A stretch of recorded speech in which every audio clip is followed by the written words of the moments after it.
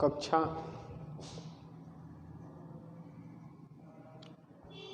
7th विषय है संस्कृतम। ठीक है, और संस्कृत में आज हम करने जा रहे हैं, आपको बताने जा रहा हूँ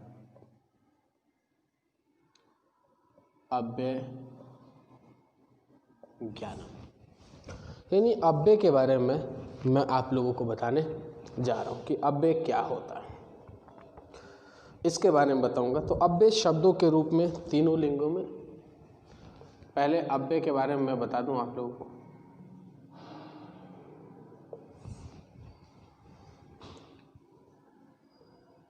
अव्यय वे शब्द होते हैं, वे शब्द होते हैं जो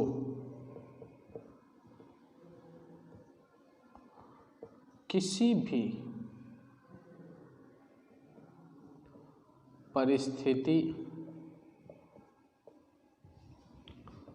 में अपना वास्तविक स्वरूप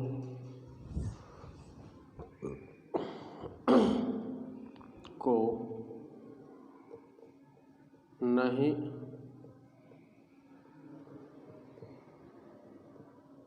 छोड़ते।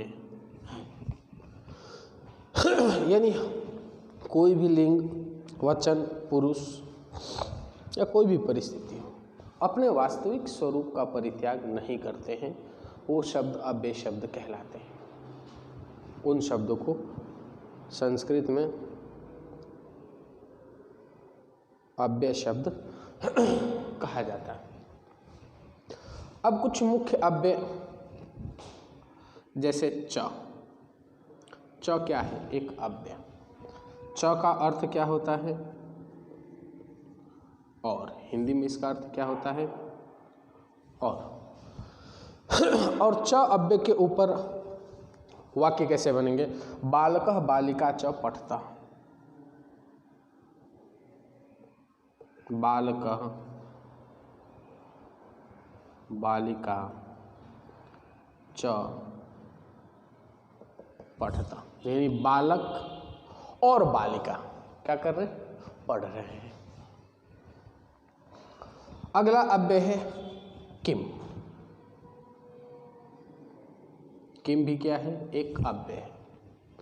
किम का अर्थ क्या होता है? क्या? किम का अर्थ क्या होता है? क्या। अब इसका प्रयोग कैसे करेंगे? भवान किम करोति। भवान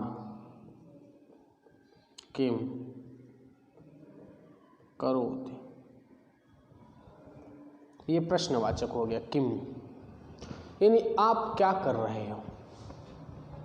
अगला है अथवा। अथवा भी एक अव्यय है। इसका हिंदी में भी अर्थ अथवा ही लिखा जाता है। ठीक है, हिंदी में भी इसको अथवा ही कहा जाता है। जैसे सोहनः अथवा मोहनः वदन्ति। सोहनः अथवा मोहनः वदन्ति, यानी सोहन, वदति, सोहन या मोहन, इनमें से कोई एक बोल रहा है। ठीक है, अब अगला है अत्र। अगला अब क्या है? अत्र। अत्र का मतलब क्या होता है?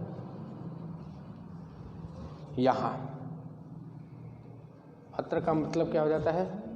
यहाँ। अत्र का अर्थ क्या होता है? यहाँ। अब इसके ऊपर वाक्य प्रयोग। अध्यापकः अत्र आगच्छति। अध्यापकः अत्र आगच्छति, यानी अध्यापक यहाँ क्या कर रहे हैं? आ रहे हैं। ठीक है। अगला है तत्र। तत्र का मतलब क्या होता है? वहाँ। तत्र का मतलब क्या होता है? वहाँ। बालकः तत्र क्रीडन्ति। बालकः तत्र क्रीडन्ति, यानी बालक वहाँ खेल रहे हैं।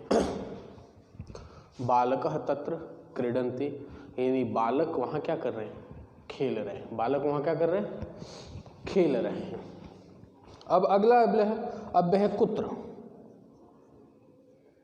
कुत्र का मतलब क्या होता है? कहाँ। कुत्र का मतलब क्या होता है? कहाँ। अब जैसे त्वं कुत्र गच्छसि, त्वं कुत्र गच्छसि, यानी तुम कहाँ जा रहे हो। इसके बाद है अन्यत्र। अन्यत्र यानी अलग जगह। अन्यत्र का मतलब क्या होता है? अलग जगह। रामः अन्यत्र गच्छति, रामः अन्यत्र गच्छति, यानी राम अलग जगह जा रहा है। मान लो वाक्य प्रयोग करने को कह दे तो इस प्रकार से कर देंगे। अब कई बार ऐसे होता है कि हमें लिखा हुआ दे देगा, जैसे कि मान लो ये सेंटेंस दे दिया गया, अब इससे कह दे कि अव्यय छाट करके लिखो, तो अभी हमें पता होना चाहिए कि च क्या है? एक अव्यय है, तो हम च छाट करके अलग लिख देंगे। इसमें कह दे अव्यय छाट करके अलग लिखो, तो इसमें किम क्या है? अव्यय है। ठीक है। अब इसमें अथवा अव्यय है। मान लो केवल अव्यय छाट करके लिखने के लिए कह दे, अब इसमें अत्र क्या है? अव्यय है, तो इसको छाट करके अलग लिखेंगे। तत्र क्या है? अव्यय है। कुत्र क्या है? अव्यय है। अन्यत्र क्या है? अव्यय है।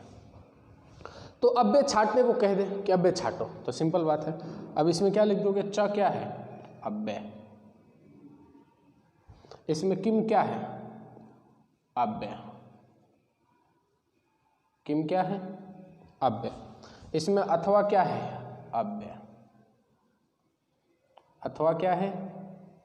अव्यय। इसमें अत्र क्या है? अव्यय। अत्र क्या है? अव्यय। इसमें तत्र क्या है? अव्यय। तत्र क्या है? अव्यय। कुत्र क्या है? इसमें अव्यय। और अन्यत्र क्या है?